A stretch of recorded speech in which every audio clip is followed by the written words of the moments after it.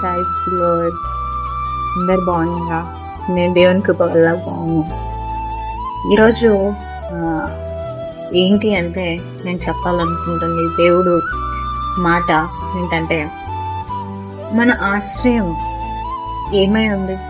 మన ఆశ్రయం ఎవరై ఉన్నారు? మన ఆశ్రయం ఎవరైతే మన జీవితంలో మనం విడుదల పొందుతాం అంటే అది కీర్తనలు 91లో ఉంటుంది. మన ఆశ్రయము యెహోవా ఉంటే ఏమై ఉంటుందో తెలుసు మన స్థితి.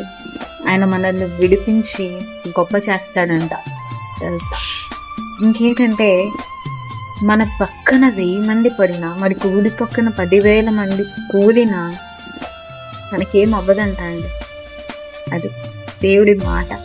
అది జస్ట్ మాట కాదు. ఆయన ఆశ్రయించిన వారు ఎందరో.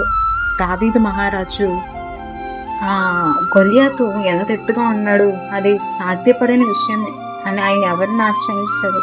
దేవుణ్ణి ఆశ్రయించిన కాబట్టే అంత పెద్ద అసాధ్యమైన వ్యక్తిని ఒక్క రాయితో పడగొట్టేయగలిగాడు. దానియేలు దేవుణ్ణి ఆశ్రయించాడు కాబట్టి సింహంను బోనులో పెట్టిన సింహాలు అతన్ని ఏమీ చూడలేకపో. మనం ఎవరిని ఆశ్రయిస్తున్నామో ఈ లోకంలో? మనుషుల దగ్గరికి వెళ్ళిపోతున్నామా మన శ్రమలు వచ్చినప్పుడు? అదేమి వేస్ట్. ఎవరేమి మన బాధను తీర్చరు. అది తాత్కాలికమైనదే. కానీ దేవుణ్ణి ఆశ్రయిస్తే శాశ్వతమైన విడుదల మనకు కలుగుతుంది. Praise the Lord friends. Happy Sunday. God bless you all with spiritual blessings. Amen.